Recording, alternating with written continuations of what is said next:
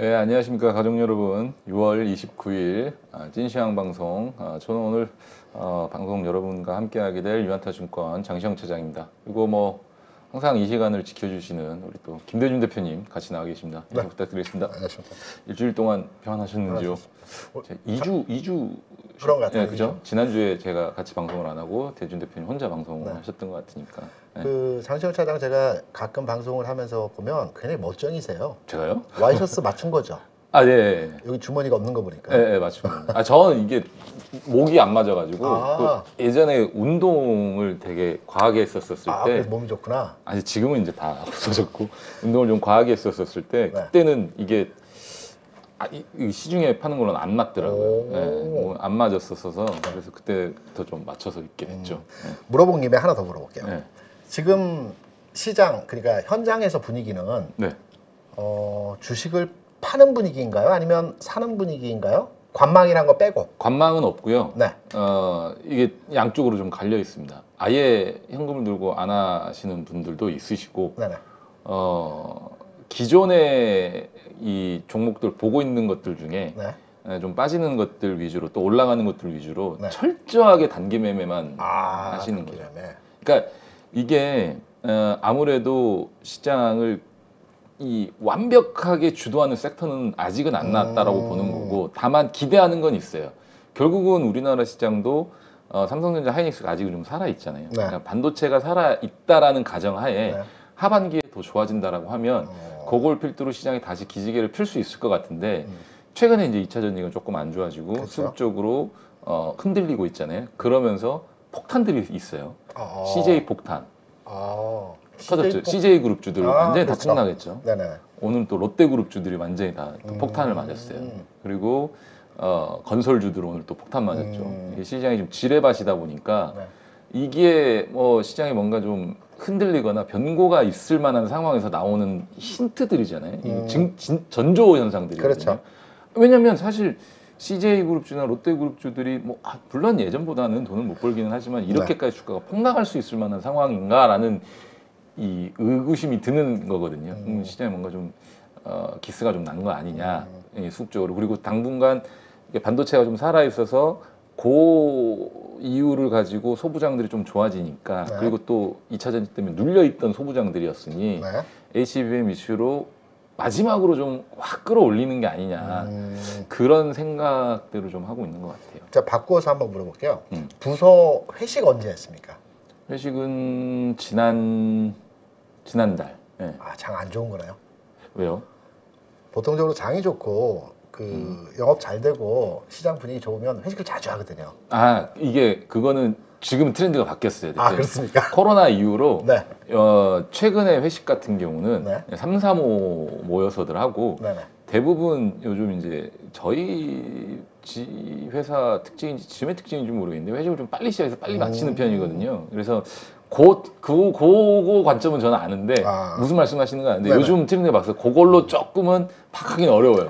요즘은. 제가 접수하기로는 양쪽 다 열려 있다. 위든 아래든. 그렇죠. 시장 분위기, 현장의 네, 분위기는. 현장의 분위기는 그렇죠. 양쪽 다 열어놓고 보고 있는 거죠. 있다. 네. 그렇게 접수를 하고요. 네.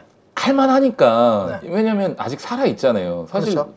하이닉스, 삼성전자가 저 자리에서 저렇게 버텨주고, 오늘 사실 LG전자 같은 경우도 이제 다시 추세를 만들어 가려는 모습이잖아요. 그러면 그렇죠. 대형주 중에 일부 종목들은 저렇게 버티고 있고, 미국의 기술주들도 아직 좀 탄탄한 상황이고, 네. 또 비트코인이 3만 불 넘어가면서 유동성에도 문제가 없단 말이에요. 네네.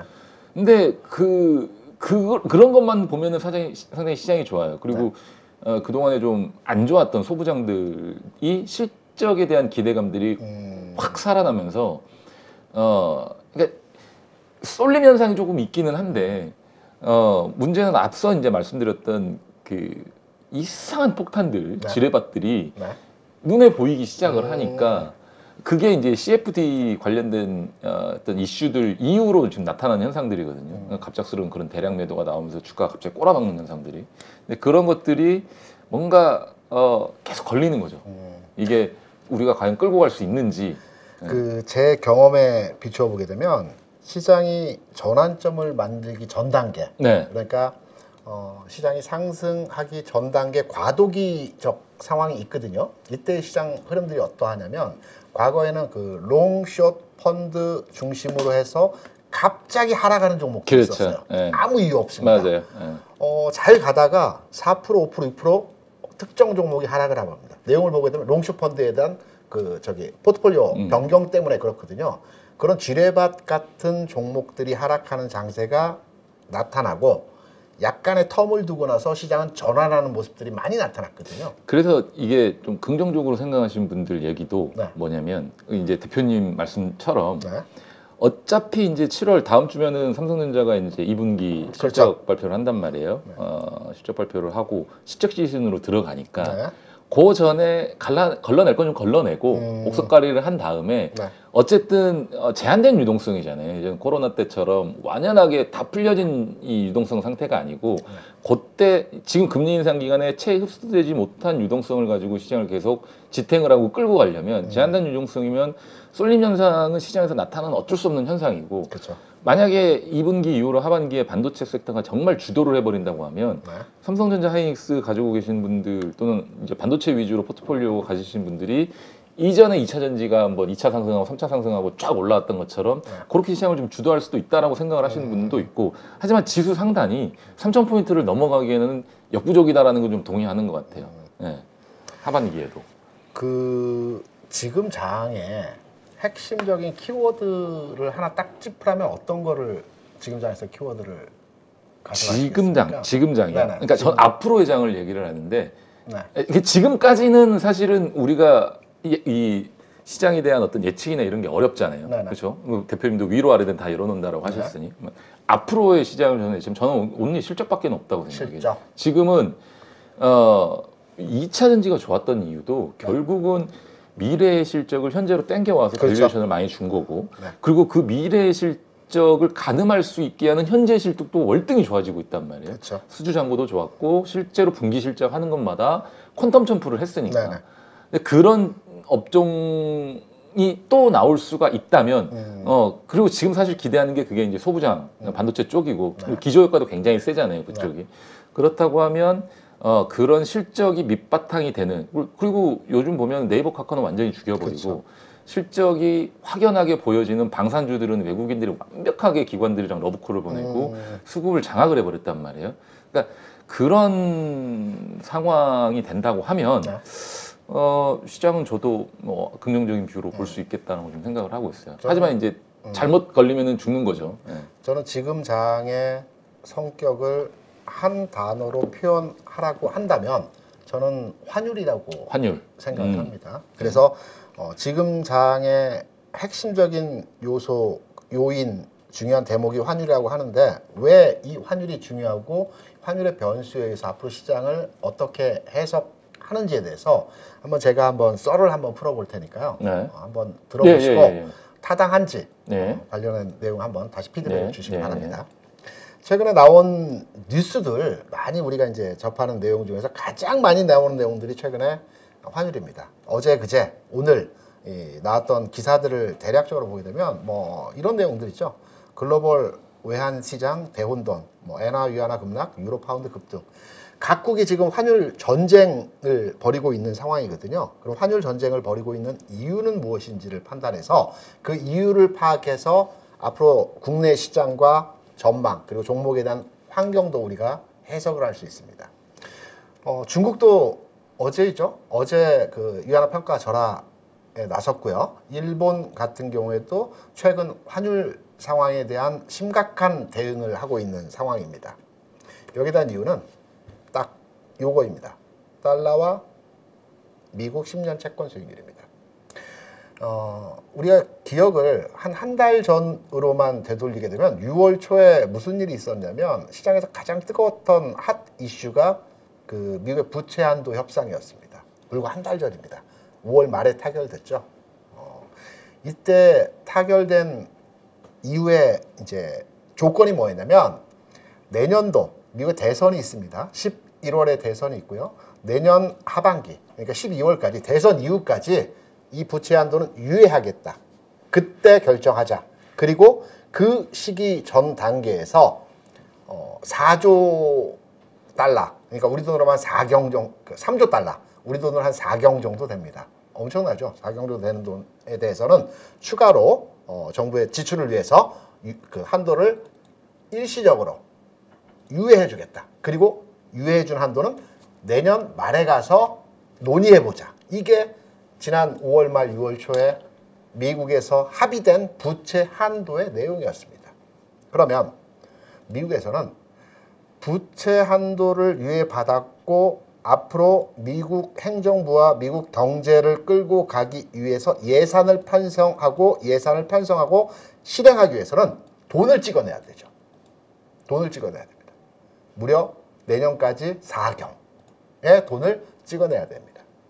제가 미국에 돈을 찍어내는 과정에서의 상황은 여러분께 몇 차례 말씀드렸죠. 돈을 마구잡이로 연준에 찍어내는 게 아니고요. 연준에서 일정 규모의 달러가 필요하다. 그럼 패드에 요청을 해서 패드에서 미국 행정부에 이제 추가로 요청을 합니다. 그럼 미국 행정부에서 수요예측을 합니다. 기관들에 대해서 입찰을 받아요. 여기서 기관들을 하면 미국의 기관들도 있겠지만 세계 각국의 펀드들이 이제 미국 채권을 사기 위해서 입찰에 참여를 합니다. 입찰을 딱 받아보면 대략 이번 채권 발행 시즌에 1억 정도의 이제 그 입찰이 있었다. 그러면 3억을 발행합니다. 채권을. 그러면 1억을 발행해서 기관들에게 나눠주고요. 뭐 한국, 미국, 중국, 일본 뭐 등등등 각국의 펀드들에게 나눠주겠죠. 그리고 나머지 2억이 있겠죠. 3억을 발행했기 때문에 1억은 각국의 펀드들에게 나눠줬고요. 팔았고요. 나머지 2억은 그 연준의 금고로 딱 들어갑니다. 연준의 금고로 들어가게 되면 당연히 우리가 대차 대조표상 차변과 우변이 있죠. 그러면 채권을 가지고 있으면 채권에 상응하는 달러를 발행해야 됩니다. 2억 원어치의 달러를 발행해야 됩니다. 달러를 발행해서 발행된 달러를 가지고 미국이 각 그 여러 가지 일처리 있어서 행정부의 그 자금 집행을 위해서 돈을 사용하게 되는 겁니다. 이게 이제 부채 한도가 늘어나는 과정이거든요. 그러면 어느 시점에서 달러를 발행해야지만 가장 효율적으로 발행을 하고 추후에 걷어들이는 과정에서 용이한지를 판단해야 되겠죠. 최근에 파월 그리고 연준 위원들이 계속해서 시장에서 매파적 발언을 합니다. 실제적으로 올해 금리 인상 뭐 2번 정도 하겠죠. 많아야. 뭐 내년에 금리 인상 할 수 있겠죠. 하지만 우리가 잘 판단해 보게 되면 작년에 0.75%씩 금리 인상을 파격적으로 4회, 5회 총 10번에 걸쳐서 금리 인상을 했던 것보다는 앞으로의 금리 인상의 폭은 작년에 비하면 굉장히 작은 폭에서의 금리 인상이죠. 무서워할 거 없는 내용에서의 상황이죠. 물가도 안정되고 있기 때문에. 그런데 왜 연준 위원들, 파월은 계속적으로 시장의 불안을 야기시키면서 안전자산으로 투자를 해야 된다는 측면에서의 메시지를 보낼까요? 달러 강세를 만들어내기 위한 과정입니다. 지금 그림을 보시면 우측에 보이시는 차트는 미국의 10년 채권 수익률입니다. 우리가 이제 통상적으로 금리를 얘기할 때 각국에서 기준금리를 책정을 해서 발표를 하죠. 우리나라 같은 경우에는 뭐 3.25, 미국 같은 경우는 5%대 5.25 이렇게 이제 기준금리를 뭐 정해진 기한에 금리 인상 내지는 동결을 하게 됩니다. 그런데 기준금리를 가지고 우리가 예적금을 할 수 없죠. 기준금리는 말 그대로 기준을 잡는 금리이기 때문에 시장에서 통용되고 은행에서 예적금을 할 때의 대출금리나 예금금리는 달리 적용이 됩니다. 그래서 실시간으로 금리가 움직이는 표준이 되는 상품을 미국 같은 경우는 10년 채권으로 기준을 잡습니다. 우리나라는 3년 채권으로 기준을 잡습니다. 그래서 미국의 10년 채권이 기준이 되는 상품이 되는 것입니다. 최근에 미국의 기준이 되는 10년 채권 수익률을 보게 되면 3.7 내외에서 굉장히 안정적입니다. 움직임이 정체되어 있습니다. 최근 한 2달여 시간의 상황 동안 연준에서는 그렇게 시장이 불안하다, 금리를 올려야 된다라고 하는데 시장에서 실제 금리는 그냥 그 자리입니다. 안 움직입니다. 반면에 미국의 이제 달러 인덱스라고 해서 달러 지수를 판단하는 차트입니다. 앞서 말씀드렸죠. 연준에서 지금 시장에 대해서 불안 심리를 계속 만들어내는, 그래서 안전자산으로 투자하게끔 유도를 하는 것은 내년까지 채권을 4경에 달하는 채권을 발행해야 됩니다. 그러면 여기서 어떤 현상으로의 진행이 되어야 될까요? 달러를 발행해서 채권을 매각을 하는데 달러를 싼 가격에 발행하는 것보다 달러가 높은 가격, 비싼 가격에 있을 때 채권을 발행하는 게 좋겠죠. 쉽게 말씀드리면 이렇게 말씀드리겠습니다.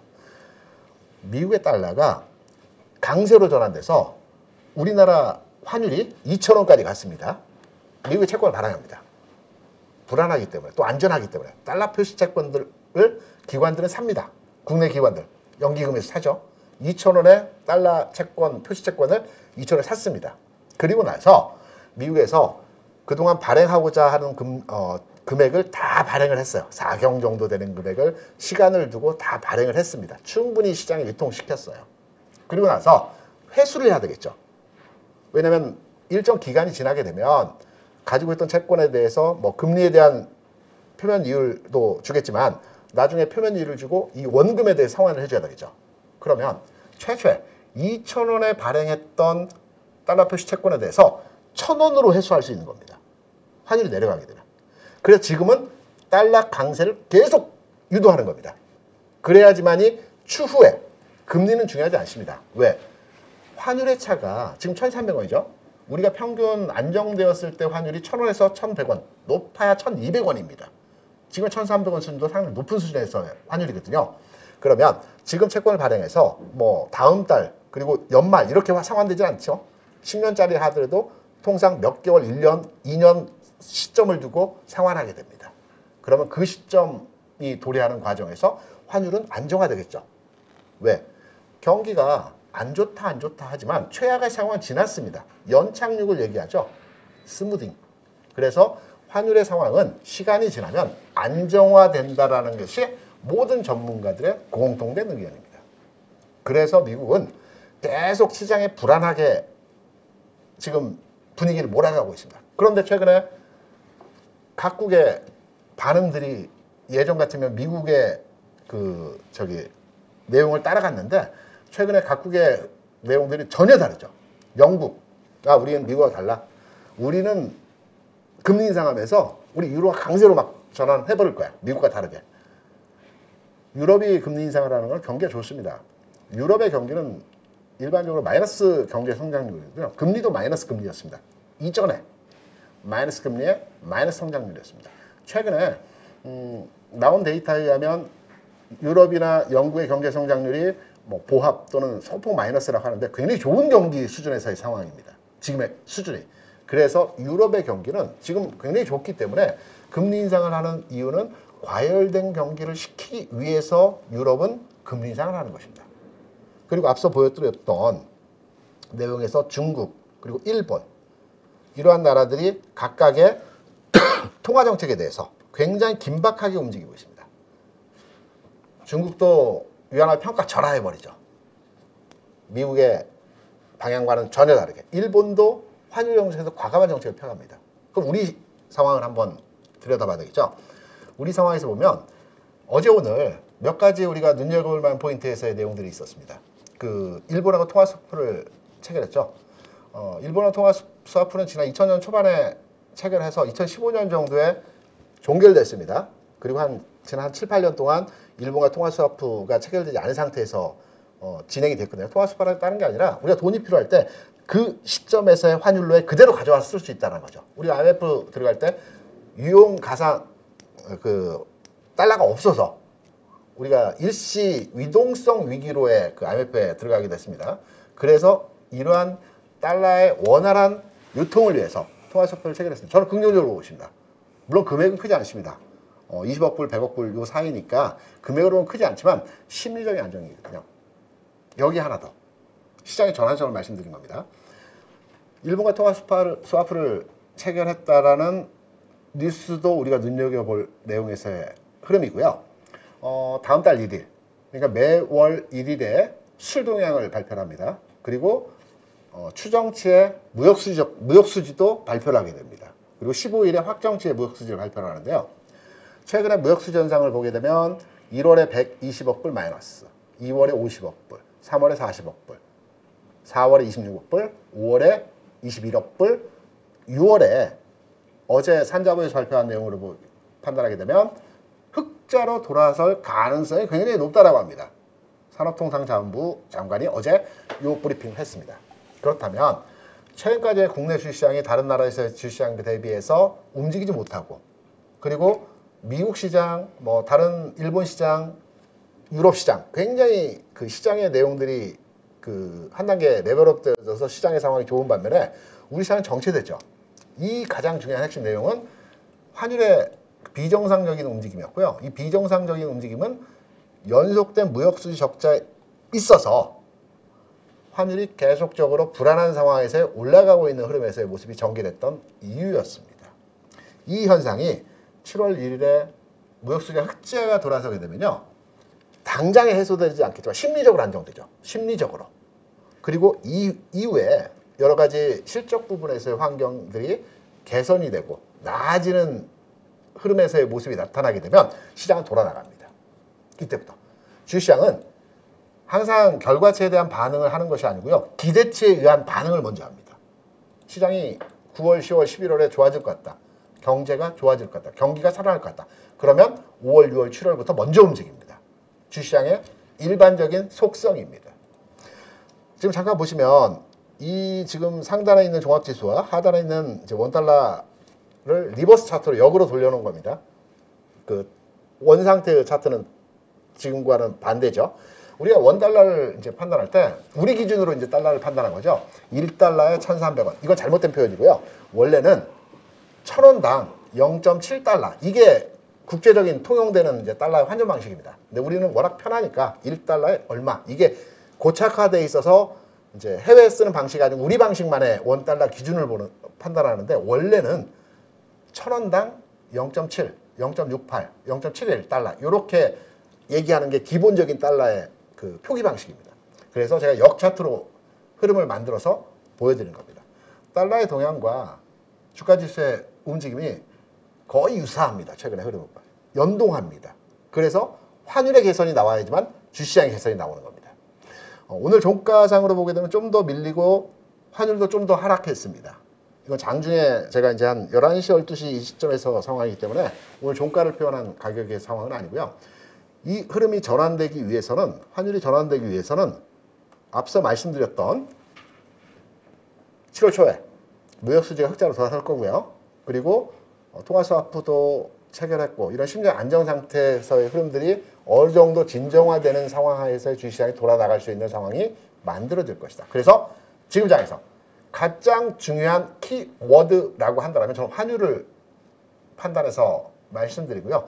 환율의 변화 시점에 대해서는 뭐 오늘 내일은 아니겠지만 7월 즈음에서 환율의 개선 환경이 만들어질 것이고 개선 환경이 만들어짐에 따라서 주식시장도 전환점을 만들어가는 상황에서의 흐름이 진행될 것이다. 그래서 지금 주가가 좀 빠지고는 있지만 지금의 주가 하락에 대해서는 두려워할 필요 없을 것이다. 공격적으로 매수로 가담하는 것은 좀 유보할 수는 있겠지만 하락하는 거에 대해서는 전혀 두려워하거나 무소할 만한 장의 성격은 아니다. 시간의 차이일 뿐입니다. 그래서 지금 장의 키워드 다시 한번 환율에 대한 내용으로 설명을 드렸습니다. 장시현 씨는 이 부분에 대해서 어떻게 판단하시는지? 저도 좀 약간 비슷한 생각인 것 같아요. 어쨌든 그 최근에 이제 무역 수지가 안 좋았던 이유 중에 하나가 사실 이제 반도체 업종에 어떤 부진이 좀 있었고 자동차라든지 뭐 2차 전지도 마찬가지였고 다 좋았거든요. 자동차 잘 팔고 해외 쪽에서도 판매량도 좋았고 실적도 좋았었는데 어쨌든 1분기 그리고 작년 4분기부터 해서 반도체 쪽 급하게 꺾이면서 무역 수지가 꽤나 좋지 않았고 그러면서 이제 환율도 좀 좋지 않았다가 잠깐 동안 또 한 1,200원대 이 중초반까지 좀 움직였다가 다시 또 글로벌 환율의 어떤 움직임들이 달러 강세로 좀 가기 시작하면서 좀 다시 움직였던 것 같아요. 근데 만약 대표님 말씀대로 무역 수지가 7월에 근데 모르겠습니다. 7월에 바로 개선이 될지 안 될지는 모르겠어요. 그 개선이라는 게 흑자로 바로 돌아선다기보다는 적자폭을 좀 줄일 수도 있고 또 다시 뭐라니까 이 차트 자체가 뭐 기울기가 아래로 기울었다가 올라가는 모습만 나오더라도 하반기 8월, 9월, 10월, 11월을 기대할 수 있거든요. 그래서 거기서 만약에 턴어라운드를 빠르게 해버린다면 환율은 안정세를 좀 찾을 것 같고 주식은 그보다 먼저 선행해서 움직이고 있잖아요. 지금 그쵸. 뭐 삼성전자, 하이닉스라든지 이런 종목들이 먼저 선행해서 움직이고 있기 때문에 저도 그런 시각으로 보는 거는 굉장히 조금 합리적이다라고 좀 생각을 하고 있고 네. 환율에 대한 움직임은 저도 예의주시하고 있습니다만 사실 무섭지는 않았어요. 환율이. 네. 왜냐하면 1,300원을 내달려서 네. 그러니까 환율이 보면 예전부터서도 그랬었거든요. 그러니까 이 1,340원 요거를 뚫어가지고 1,400원까지 작년 10월처럼 확 내달려 버리면 이게 굉장히 무서운 시장이 나왔었겠죠. 네네. 작년도에 우리가 이 시장이 굉장히 좀 암울했지 않습니까? 그렇죠. 요 구간에 암울했던 이 구간이 다시 나올 수가 있고 이런 자리에서 만약에 환율이 그렇게 암울한 자리가 나와버리면 이거는 2,000포인트 깨야죠. 하회한다라는 네. 내용이거든요. 그렇죠. 근데 때마침 글로벌 시장이 괜찮았었고 특히나 유럽 증시가 셌고 일본 증시도 제조업을 바탕으로 해서 좋아졌었고 우리 시장은 못 올랐을 뿐이지 그에 발맞춰서 못 올랐을 뿐이지 그래도 그 안에서 종목별로 이제 수익률이 차별화가 되기 시작하고 나오는 것들은 나왔었거든요. 그래서 저도 대표님과 같은 생각으로 그런 비율을 유지하는 거는 합리적이다라고 좀 생각을 하고 있어요. 오늘 전광판의 종목들이 파란색이 많네요. 제가 아까 말씀드렸다시피 네. 올라가는 것들이 신고가 내는 종목들이 많아요. 오늘 보면 52주 신고가 내는 종목들도 많았고 네. 또 신저가인 종목들이 많아요. 근데 그게 어. 대부분 이제 대형주들이었거든요. 아까 말씀드린 CJ 네네. 그룹주들 또 뭐 롯데 그룹주들, 건설주들 이런 종목들이 좀 안 좋았었거든요.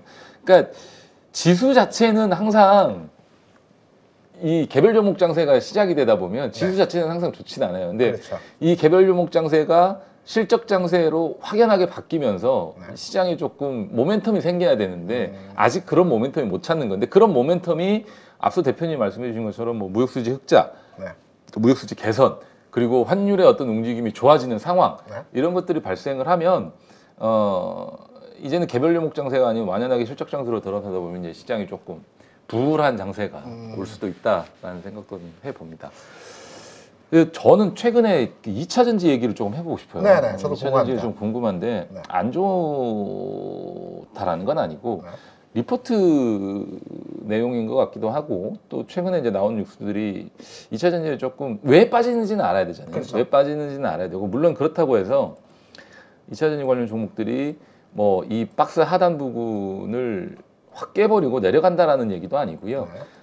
여기서 한번 재차 상승하기에는 이미 사실 보면 에코프로 비행 같은 경우는 2차 상승까지도 마무리가 됐잖아요. 2차 상승도 과하게 상승을 했으니까 여기서 마무리가 된다라는 말씀을 드리는 건 아니고 박스권의 형태를 그리면서 좀 기간 조정을 거칠 확률이 너무 높은데 그 이유가 뭐냐면 이 양극재 추정치와 무역협회 수출 단가가 네.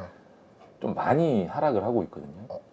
그러니까 그러니까 양극재 추정치와 무역수지 단가 그러니까 뭐냐면 양재 가격이 내려갔다는 가격이 판가가 내려간다는 건데 삼성전자 판가에서 삼성증권에서 추정하기로는 네. 지금 이제 5월, 6월부터 해서 7월까지 해서 이 3월, 4월 1분기 때보다는 확연하게 많이 줄어들었고 많이 꺾였네요. 많이 꺾였고 무역협회 수출 단가 역시도 지금 꼬리가 아래로 좀 처지고 있거든요. 네. 그러니까 6월, 7월, 8월 단가는 아직 안 나왔어요. 무역협회 수출 단가는 아직 안 나왔는데 네네. 삼성전자 추정하기로는 이렇게 좀 처지지 않았겠느냐라고 좀 추정을 하고 있는 거고 분기적으로 전망하는 것도 3분기에는 굉장히 많이 꺾여버리는 거거든요. 그러면 하반기로 갈수록 사실 썩 좋아지지는 않은 상황이고 얘네가 규모의 경제를 만들고 많이 판다 하더라도 사실 양극재 단이나 2차 전지 단에서도 마진이 5% 이상 나오기가 쉽진 않아요. 이게 왜냐면 완성차 업체의 영업이익률이 5%가 안 되는데 네. 과연 양극재라든지 2차 전지 이 셀 업체 쪽에 이 마진이 그렇게 쉽게 많이 나오겠느냐라는 생각을 해보면 그거는 쉽게 이해하실 수가 있거든요. 그러니까 만약에 2차 전지 쪽의 마진이 초창기에는 뭐 가격이 비싸고 2차 전지 이 배터리의 어떤 가격 비중이 좀 크다 보니까 네. 그게 많이 나올 수 있는데 네. 그 부분은 점차 줄어들 거라는 거거든요. 마진이 뭐 사실은 지금 5에서 6% 정도까지도 많이 나오기는 6% 7%까지도 나오는데 3% 미만에는 살아남을 수 있는 회사가 많이 없다라고 생각해요. 저는. 그 이유는 차량의 생산 대수는 늘어나고 있는데 판매 가격을 다들 인하를 하고 있거든요. 테슬라 그렇죠. 비롯해서 중국의 기업들 그리고 이제 우리 NCMA 뭐 이렇게 니켈 계열의 배터리들의 가격은 네. 사실 이제 고급차들에 많이 적용을 된단 말이에요. 근데 범용 전기차들에는 CATL의 어떤 이 철 성분의 네, 인산철. LFP 반도체가 좀 많이 이거 이제 배터리에 적용이 좀 되고 있기 때문에 그게 사실은 좀 테슬라가 어쨌든 시장을 좀 선도하고 있는데 그렇죠. 그리고 이제 국내에서도 그거를 좀 따라가려고 하고 있고 그래서 저변화 국면이잖아요. 지금 네. 이제 이 2차 전지 같은 경우는 사실은 진입기를 거쳐서 그러니까 도입기를 거쳐서 성장기를 지나고 있는 상황이잖아요. 이제 네. 성숙기로 이제 곧 접어들려고 해요. 아직도 성장기에 있기는 한데 성숙기에 이제 들어가려고 하는 상황이잖아요. 그렇죠. 근데 그런 상황에서는 추가적으로 뭔가 폭발적인 성장을 하기에는 조금은 어려울 수 있잖아요. 공격적인 증설도 마무리가 됐고 네. 각 자동차 회사들의 캐파도 이제는 조금씩 가는 국면이고 아직 많이 남았지만 네. 테슬라의 어떤 뭐 공장 증설이라든지 이런 부분도 메가팩토리가 완공이 되기 시작하면 네. 이제는 물량으로 좀 승부가 어느 정도 가능해지는 상황이 나오거든요. 그렇다 보면 결국은 단가 싸움이 이제 중요할 텐데 차량 단가라든지 이런 부분도 중요할 텐데 그렇게 되면 우리가 지금 예측했던 에코프로비엠이라든지 포스코 퓨처엠이라든지 이런 양극재 업체들의 실적이 과연 온전히 유지가 될 수 있겠느냐라는 의구심을 좀 가져봐야 돼요. 근데 그렇더라도 받아놓은 수주 실적이 있고 잔고가 있기 때문에 주가 자체가 꼬그라지진 않겠지만 추가적으로 모멘텀을 갖고 크게 상승하기도 조금 어렵지 않겠느냐. 그러면 이제는 2차 전지 관련된 종목들도 매매 관점으로 한번 접근을 해볼 수가 있다라는 생각을 좀 해보는 거고 더군다나 저는 양극재 쪽 상황이 이런 상황인데 양극재 쪽 상황도 이런 상황인데 우리 흔히 이제 같이 튀었던 이 소재 업종들 있잖아요. 네. 가공해 주는 업체들. 네. 그렇죠? 포스코 홀딩스를 제외하고 포스코 네. 홀딩스는 광산을 가지고 있기 때문에 얘기가 좀 다릅니다. 포스코 홀딩스는 광산 지분을 가지고 있고 광산에서 직접 조달을 하기 때문에 얘기가 좀 다르지만 그 외에 이 가공을 하겠다라는 업체들에 대해서는 좀 부정적인 생각을 좀 갖고 있는 게 양극재와 셀 업체들, 자동차 업체들의 마진이 그 정도인데 과연 그런 소재 단순 가공하는 업체들한테 얼마만큼의 수준의 마진을 쥐어줄까 하는 고민을 좀 해보거든요. 그죠? 이 지점에서 제가 네. 판단하는 게 뭐냐면 그 장철 사장이 아까 그 판가 가격의 이제 흐름들을 얘기해 줬잖아요. 그래서 제가 번뜩 생각난 게 뭐냐면 지금 좀 전에 에코프로비엠의 차트를 이제 보여주시면서 일반적인 상황에서 우리가 차트를 분석할 때는 대부분 부정적으로 이 시점에서의 상황을 판단합니다. 네. 다만 이제 이산지 관련 종목들의 상황을 보게 되면 다른 여타의 그 흐름의 종목보다는 개인의 투자 비중이 높고 개인의 팬덤에 의한 주가 움직임이 강하기 때문에 네. 주가 어디로 튈지는 모르는 상황에서 네. 흐름인데요. 그럼에도 불구하고 우리가 기본 펀드멘탈을 분석을 해보면 지난 4월에 이산지 소재주들이 한 차례 크게 주가가 하락한 적이 있습니다. 네. 이때 첫 번째 고점을 지금 차트 이쪽으로 한번 바꿔주겠습니까? 지난 4월에 그 이산지 업종의 전체 종목의 주가가 한 단계 그 하락을 하는 과정에서 보여줬거든요. 이때 이유가 뭐냐면 1분기 실적이 좋지 않았다는 겁니다. 기대치에 부응하지 못하는 실적에서의 내용이었다는 거죠. 그래서 2, 3, 4분기에는 다시 실적이 재조정되어서 실적 상향화 되어질 것이라는 기대감에 의해서 최근까지 움직임이 그래도 견조하게 흐름의 상승을 유지했어요. 2분기에 뭐 매출도 좀 늘어나고 상황이 좀 나아졌다고 그래요. 근데 판가가 낮아졌으면 실적 부분에 대해서 숫자는 그렇게 좋을 수는 없다라고 판단이 되거든요. 저희가 이제 추정치를 제가 그래서 아까 말씀드렸던 게 기존에 했던 추정치를 이제는 좀 바뀌지 않을까라는 생각을 해보면 그게 오히려 이제 이 2차 전지 종목의 이 주가에는 네. 부정적인 영향을 미칠 수도 있다라는 생각을 좀 해보지만 그렇더라도 가지고 있는 수주 잔고라든지 앞으로의 어떤 수요를 좀 고려를 해보자면 그게 그러니까 이런 거죠. 성장률 자체가 네. 매 분기 30%, 40%, 50%, 60% 이렇게 올라가다가 네. 그 성장률이 사실은 거기서 조금만 줄어도 주가는 못 올라가거든요. 그렇죠.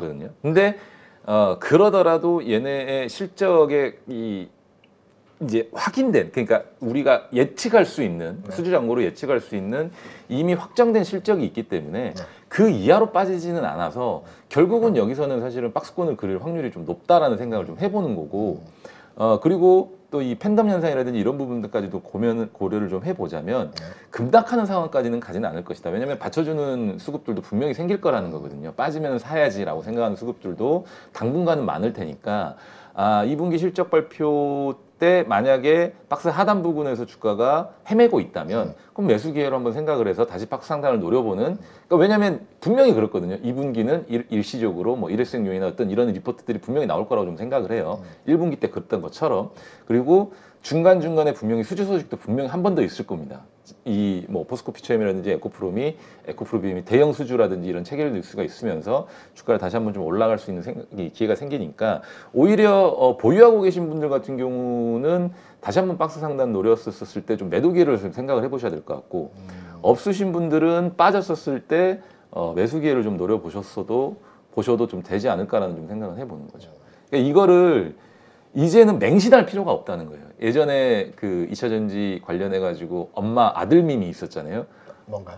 그 모르세요? 이게 엄마 사진 딱 그려놓고 네. 아들 뭐 엄마는 아들 믿어. 네. 에코프로 팔고 반도체 보면 온다고 반도체 사는 건 아니지. 그런 밈들이 돌았어요. 지금은 이제 그게 바뀌었어요. 이거 아들 종목은 에코프로고요. 네. 딸 종목은 뭔지 아세요? 뭡니까? 이스페타시스입니다. 오. 딸, 엄마는 딸 믿어. 이스페타시스 안 산 거 아니지? 전고체네요. 예, 아니요, 전고체 아니고 PCB 업체 이스페타시스, PCB 이 그 HBM 관련해 가지고 이게 이제 다층 PCB 있잖아요.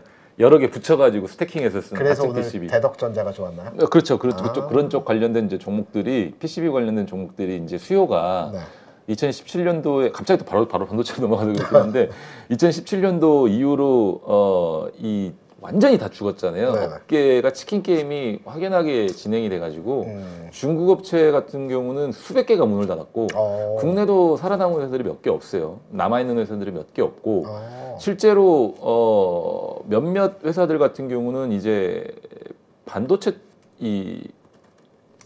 그쪽으로 특화되어 있는 PCB들만 하는 거죠. 뭐 SSD에 특화되어 있는 SSD만 한다든지 DRAM 쪽에 특화된 애들도 그냥 한 장짜리 PCB만 만들어가지고는 장사를 못하고 그걸 여러 개로 쌓을 수 있는 회사들이 있잖아요. 붙여가지고 쌓아서 갖다 주면 걔네들이 그걸 반도체 패키징하는 회사들이 거기다 붙여가지고 패키징해서 이제 납품을 하는, 그렇게 좀 특화되어 있는 회사들만 좀 살아남아서 이스페타시스라든지 뭐 대덕전자라든지 이런 회사들, 그런 회사들이 좀 이제 각광을 받고 있죠. 이스페타시스는 그래서 이제 이게 밈 종목이 된 거예요. 딸 종목이 된 거고. 이게 왜냐면 그거를 옛날에는 다 했어요. 이게 특별한 기술력 해자가 있는 건 아니에요. 고다층 PCB를 붙여가지고 만든 게 그 장비의 문제라고 하더라고요. 장비의 문제일 수도 있고 장비가 또 좋으냐 나쁘냐. 뭐 그런 것들도 있고요. 그리고 특별한 기술력이 있는 건 아니에요. 그렇죠. PCB 하는 회사들은 다 붙여서 올릴 수 있는데 그걸 하는 회사들이 없어진 거라는 거예요. 그러니까 중국 업체들이 다 망했어요. 예전 안산에 가면 그 인쇄 회로기판이라고 해서 PCB 업체들이 많았거든요. 많았죠. 수작업도 많이 들어가고 공정도 많이 들어가고 그게 그러니까 한 장짜리 그냥 노란색 PCB 판때기 만드는 건 쉬워요. 그건 어렵지는 않고 뭐 특별한 기술력이 있는 건 아니니까 마진도 적고. 그래서 중국 애들이 많이 했었어요 예전에.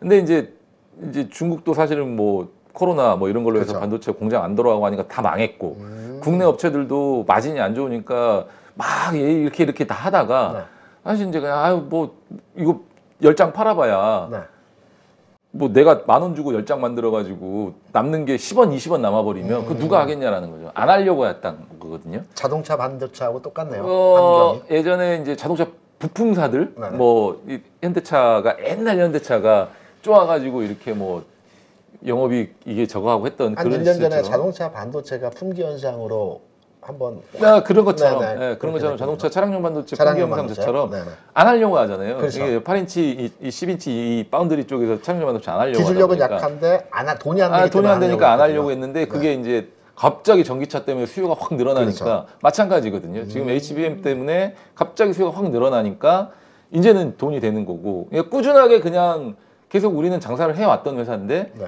다른 회사가 돼버린 거죠 이렇게. 예, 그런 상황이 좀 돼버리고 얘도 그렇고요. 네.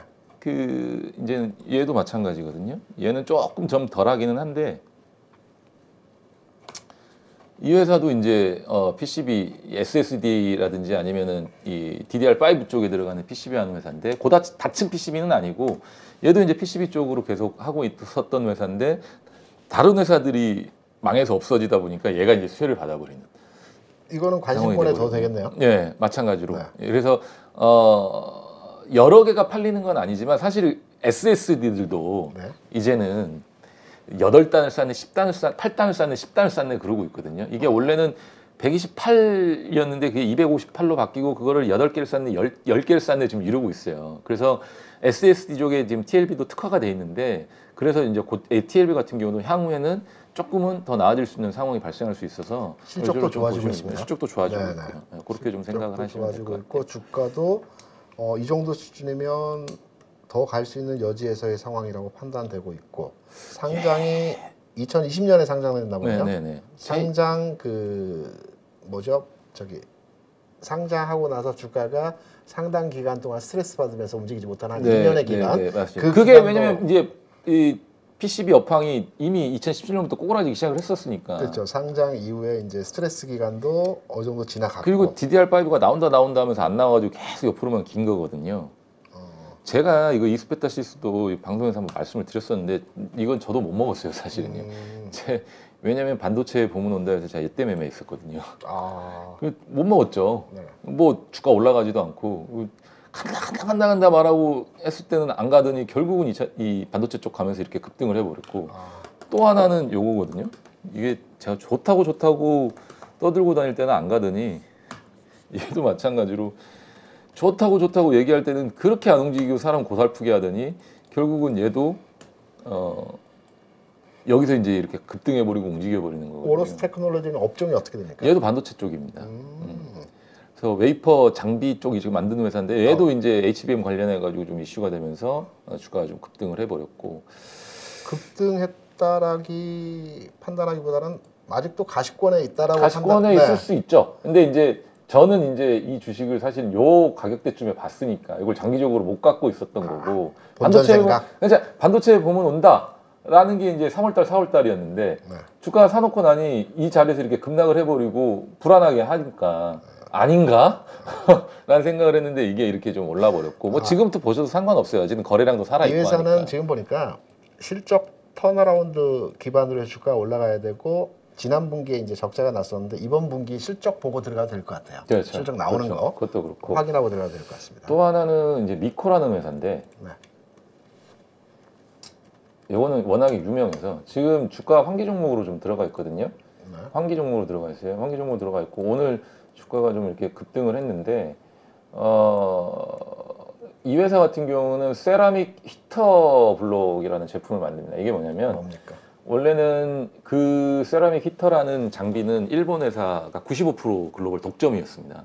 근데 이제 삼성전자나 하이닉스가 소부장 국산화 그때 이제 일본하고 관계 안 좋으면서 국산화 하면서 이 회사가 그 제품 국산화에 성공을 했어요. 세라믹 히터라는 게 발열되는 근데 얘기를 하자면 네.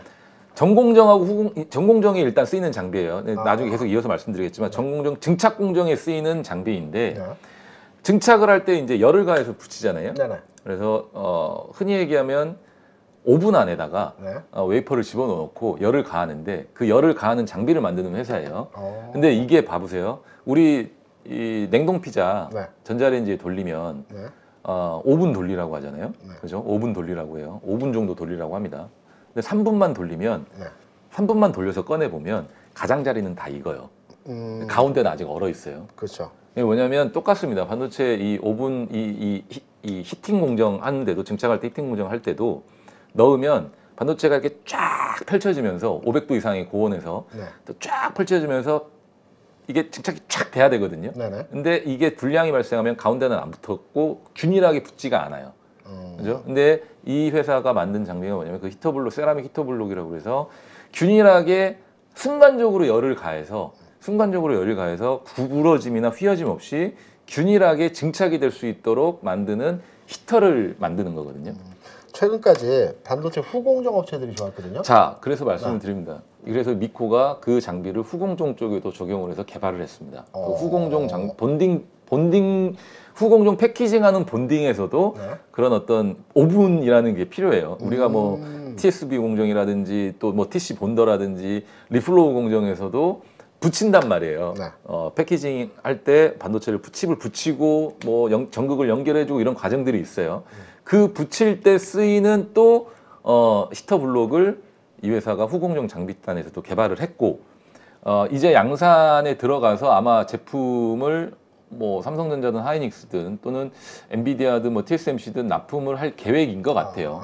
그래서 그런 내용들이 좀 있고 그리고 이 장비는 사실은 개발은 올해 4월에 이미 했습니다. 뉴스가 나와 있고 네. 그게 이제 언제 양산이 돼서 납품이 되냐는데 아마 시기가 조만간 다가올 것 같다라는 거고 미코라는 회사가 아니라 미코의 자회사가 있습니다. 미코 세라믹스라는 자회사가 있는데 그 자회사의 삼성전자가 2020년도에 200억 가량의 유상증자를 합니다.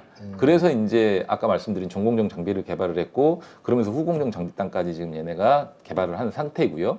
그래서 전공정 장비단은 이미 좀 매출이 나고 있고 장사가 잘 되고 있습니다. 그래서 미코 세라믹스라는 회사는 미코의 자회사인 또 코미코라는 회사에 붙어 있으면서 손자 회사로 돼 있어요. 근데 제가 왜 미코라는 종목을 얘기를 하냐면 미코라는 종목이 환기 종목들한 게 이제 뭐 회계상에 이제 뭔가 오류가 좀 있었어요. 뭐 지분 상속이라든지 이런 거 이슈 관련해 가지고 미코바이오메드라는 회사를 통해서 뭔가 지주회사 쪽으로 해서 이제 아들한테 상속 관련한 어떤 그런 이슈들이 좀 있었는데 그게 좀 어그러졌나 봐요. 그러면서 이제 환기 종목이 됐는데 결론부터 말씀드리면 환기 종목은 환기 종목으로 지정이 되고 아무것도 안 하면 1년 동안 환기 종목입니다. 그러니까 수정을 하지 않으면 네네. 그 잘못된 회계 그 부분들을 수정하지 않으면 1년 동안 환기 종목이에요. 다음 결산분기 때까지 계속 가요. 근데 중간에 만약에 수정을 해도 다시 제출을 하면 환기 종목은 그대로 풀리거든요. 그러면 지금까지 미코라는 회사가 그런 저런 이슈로 인해서 또 앞으로 그런 저런 이슈가 있을 거잖아요. 네. 실질적으로 이제 납품이 되고 매출이 되고 미코 세라믹스라는 회사는 이미 연매출 2천억 정도는 합니다. 그러면 추가적으로 더 매출이 일어날 수도 있고 얘도 조단위 매출을 할 수도 있다는 얘기거든요. 네. 그러면 그동안 주가가 못 갔잖아요. 다른 애들 다 갈 때. 못 가고 눌려 있었고 좋은 회사하고 국산의 그러니까 일본 회사가 95%를 점유하고 있는 틈새 이 시장에서 독점을 하고 있는 시장에서 얘네가 국산화에 성공을 했고 그 제품을 삼성전자 하이닉스 써주고 있습니다. 삼성전자 하이닉스가 이미 써주고 있는데 그 제품을 또 다른 글로벌 칩 제조회사들이 또 원하고 있단 말이에요. 그렇다고 하면 환기 종목 때문에 신용도 안 되고 또 더 사고 싶어 사지도 못하고 불안해서 못 사고 이러잖아요. 그런데 그게 풀리게 되면 그동안 못 갔다 있던 주가가 한 번에 폭발해서 갈 수도 있어서 그거에 대한 어떤 생각을 좀 해보시면 다시 볼 수도 있을 것 같아요, 이 종목이. 그리고 원래 회사가 실제 꽤나 좋은 회사였었어요. 연간으로 보시더라도 400억, 600억 정도 하는 회사였거든요. 실적 잘 나오더라고요. 네, 실적 잘 나오는 회사, 영업적으로 영업이익이 다 나오는 회사예요. 근데 이 회사가 시총이 3,400억, 3,500억에 머물러 있기 때문에 저는 기본적으로 뭐 5천억 이상은 가야 되지 않겠냐라는 좀 생각은 좀 해보는 거거든요. 그래서 관심 있게 좀 지켜보셔도 될 것 같아요. 미코 같은 회사들. 그리고 만약 그냥 미코 세라믹스 관련해 가지고 나는 미코 싫어.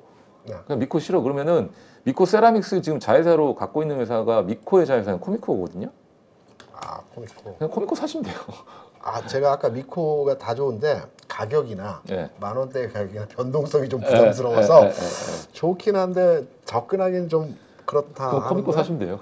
코미코는 또 다르네요. 가격이나 이런 게. 그러니까 어차피 이 이슈가 되고 있는 회사를 직접 가지고 있는 회사는 코미코니까. 저는 이게 낫네요.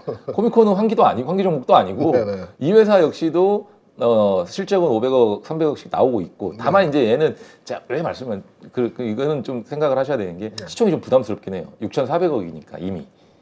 저는 일주를 넘어야 되거든요. 그러니까 6,400억이니까 그러면 대표님 이렇게 하시면 되겠네. 6,400억짜리가 1조가 가는 것까지 기다리시면 되겠네. 1조가 가는 거 기다리면 되잖아요. 네. 아니 대표님 사실 매니저들도 5천억 넘어가면 사는데 1조 넘어가야 사는 게 그게 어디 있습니까? 매니저들도 5천억만 넘어가도 사는데 미코보다는 코미코가 좀 나아요. 코미코 쪽으로 그렇게 보시면 될 것 같아요. 오늘 말씀드릴 종목 그 전에 제가 후공정 관련된 종목들을 한번 다 털어드렸으니까 다른 새롭게 보고 있는 종목들은 아까 말씀드린 이제 미코, 코미코 요 종목들이고 TLB도 한 번 더 말씀드리고 TLB는 그 전에 한 번 말씀드렸는데 한 번 더 말씀드리고 이스페타시스는 제 손을 떠났습니다. 떠났습니다. 저한테 질문하지 말아주세요. 그냥 네. 지켜보는 정도로. 이제 배만 아픕니다. 제가 얘기하고 나서 2배 이상 올랐습니다. 3배 올랐습니다. 3배. 그냥 지켜보는 것도 재밌으니까. 아니 재미없어요. 속만 쓰리지 재미없습니다. 그래서 그렇게 좀 생각을 하시면 될 것 같아요. 저는 기계장비 업종을 주요하게 보고 있거든요. 네. 그러니까 시장의 흐름이 앞서 이쪽으로 넘겨주실래요? 모두에도 네. 말씀드린 것 같은데 앞으로의 시장은 이제 실적 상세 형태 시장이 나타날 것이고 이제 7월부터 해서 기업들의 실적이 나타날 건데 우리가 잘 한번 기억을 되돌려 보게 되면 지난 1월부터 주가가 이제 바닥 찍고 전체 종목들이 조금씩 계속 올라왔어요. 2150에서 2600까지 올라왔습니다. 2150에서 2600까지 올라오는 과정에서의 모멘텀은 2분기, 3분기, 하반기에는 경제가 좋아지고 기업이 장사가 잘 될 거야 라는 기대감이었습니다. 실제 1분기의 실적들은 기업들이 다 안 좋았거든요. 왜냐하면 지난 하반기에 전체 세계 경기가 좋지 않았기 때문에. 그런데 이번 2분기에 기대감에 의해서 전체 종목들이 올라온 부분이 있습니다. 근데 2분기에 실적을 다 까봤는데 그렇게 기대감에 비해서 기업들의 실적이 좋지 않네? 특정 기업들이. 그럼 실망감이 발생하겠죠. 그래서 이번 7월장에서는 선별화되는데 이 선별화되는 과정에서 우리가 믿고 투자할 수 있는, 그러니까 사람들의 생각이 최근까지 이찬지도 아까 말씀드렸지만 성장 섹터에 대해서 투자를 한 것은 미래 이 회사의 가치가 지금 대비해서 어마어마하게 성장할 거야. 그러면 지금 주가 대비해서 주가도 크게 올라갈 거야. 이런 기대감이거든요. 벤처죠. 모험이죠. 이런 투자를 하다가 사람들이 일정 부분에 있어서 약간씩 실망감을 갖게 돼요. 그럼 사람들의 투자 심리가 어떻게 변하냐. 주식은, 기업은 돈 버는 회사, 실적이 나오는 회사, 안정적인 회사가 기본적으로 투자하는 원칙의 조건이다 라고 투자의 심리가 변화하게 되는 겁니다. 그래서 이번 실적이 발표되는 7월 기점으로 해서 실적이 좋아지고 있는 회사들은 차별화돼서 좀 더 올라가는 현상에서의 모습이 나타날 거고요. 1분기에 기대를 했는데 2분기에 실적 까보니까 그렇게 좋지 않았어. 실망감에 의한 주가 하락이 나타날 수 있습니다. 그래서 저는 2분기 실적을 우리가 믿고 보는 업종의 몇몇 종목들이 있거든요. 제가 기존에 이제 기계 장비 KRX 지수에서 기계 장비 업종에 대한 섹터를 말씀드리면서 최근 8년 내에서의 박스를 돌파하면서 신고가 영역으로 지나가고 있다. 이런 맥락에서 한번 설명을 드렸었는데요. 그 중에서 이제 현대건설 기계 같은 종목들은 많이 올라왔습니다. 바닥 대비해서. 그런데 실제적으로 이 회사의 PBR이라든가 현재의 주가 분석 차원에서의 내용을 보게 되면 1.1 내외입니다. 1 내외. 1보다는 약간 올라가 있을 겁니다. 그러니까 아직도 주가 측면에서의 내용을 보게 되면 저평가라고 해야 되나요? 물론 기계 장비 업종 특성상 1을 넘어가게 되면 저평가라고 볼 수는 없겠지만 실적이 밑받침된다는 거였죠. 주가가 올라감에 있어서 판단할 때에도 PBR이 1 수준으로 나타난다는 것은 주가가 올라가는 거에 비례해서 실적이 계속 동반해 준다는 얘기거든요. 그래야 이 기울기 차가 맞게 되는 거거든요. 그래서 지금의 주가 수준에서 우리가 판단을 해보게 되면 지금 수준, 바닥점에서는 좀 올라와 있습니다. 하지만 이 종목의 주가 흐름에서의 방향성의 흐름 판단을 해보게 되면 기울기를 잡았습니다. 이런 기울기를 잡은 종목도 쉽게 꺾이지 않습니다. 그리고 7월에 나온 실적, 예상치의 내용들이 이미 발표가 되고 있습니다. 지난 분기 대비 상향화되는, 지난해 1,700억 영업이익, 올해 2,300억 정도 나올 것 같습니다. 그러면 점증하는 추세에서 진행이 된다는 측면에서 판단할 수 있기 때문에 이러한 실적 좋은 회사가 어떤 회사냐 많이들 문의하시는데요. 이러한 내용에서의 기업들이 이번 7월, 8월 흐름에서 관심을 갖고 우리가 들여다봐야 되는 내용에서의 종목들이 아닌가 이렇게 판단해서 저는 이 섹터에 관심을 갖고 이번 장에서 한번 노려봐야 된다 이렇게 생각하고 있습니다. HD 들어간 애들이 좋더라고요. 좋죠. HD 현대건설기계, HD 현대인프라코, 그렇죠. HD 현대일렉트릭, 그렇죠. 실적이 다 좋더라고요. 그게 다 기계장비 업종에 네, 그러니까 속하는 그래서 종목들이고요. 네. 저도 소팅을 해놓고 관종해놓고 있거든요. 네, 네. 보고 있습니다. 아무튼 오늘도 한 시간 좀 알짜게 또 한번 짜본 것 같아요. 네네. 종목들도 좋았고 또 시장 얘기도 많이 나눠봤습니다. 뭐 이번 한 주간 일단은 뭐 시장이 좀 애매한 상황이라도 그렇죠. 그 저희 이제 말씀드린 종목이라든지 이런 것도 좀 잘 보시고 판단하시면 좋을 것 같고 우리가 그런 종목들을 미리 좀 준비를 해놓으면 2분기에 처음에 서두에 말씀드린 이제 실적 시즌 그리고 대표님이 얘기하신 무역수지 흑자 전환하면서 네. 환율이 이제 원화가 강세로 변하면서 뭔가 시장이 불 마켓으로 좀 가려고 할 때 먼저 선점을 할 수가 있잖아요. 이런 그렇죠. 어리버리한 애매한 시장에 네. 주식을 좀 사놔야 네. 좋을 때 우리가 먹고 편안하게 좀 휴가도 좀 갔다 오고 그렇죠? 이렇게 할 수 있으니까 지금부터 좀 그렇게 준비를 하시면 좋을 것 같고요. 오늘 뭐 시청하시고 저녁 편안하게 보내시고 또 이번 주 시장 잘 마무리하시고 대표님도 이번 주 잘 마무리하시기를 바라겠습니다. 자, 오늘 시청해 주셔서 감사합니다. 대표님 인사하시고 고맙습니다. 네, 고맙습니다. 네. 안녕하세요. 주식계 스트리트 파이터 대입장입니다. 1년 가까이 교육을 해오면서 수많은 회원들이 수익을 냈는데 심지어 저보다 수익을 많이 낸 사람도 계십니다. 이번에 8.15 가족분들과 평생 꺼내볼 수 있는 강의를 준비했습니다. 바로 평생 소장 패키지입니다. 패키지로 대입장의 기법을 평생 소장하면 내 것으로 익히고 화요일 저녁마다 라이브러리에 꼭 들어와 그 주의 시황과 매매 전략을 설명드리니 응용하면 큰 도움이 될 거라 생각합니다. 이 안에 들어있는 32개의 강의는 여러분들이 언제든지 볼 수 있도록 말 그대로 평생 볼 수 있는 거죠. 대입장과 함께하는 중단기 실전기법 끝장반에서는 기법 기초부터 내용이 들어있고 더 큰 기대 수익을 가져올 수 있는 응용편까지 새롭게 추가했습니다.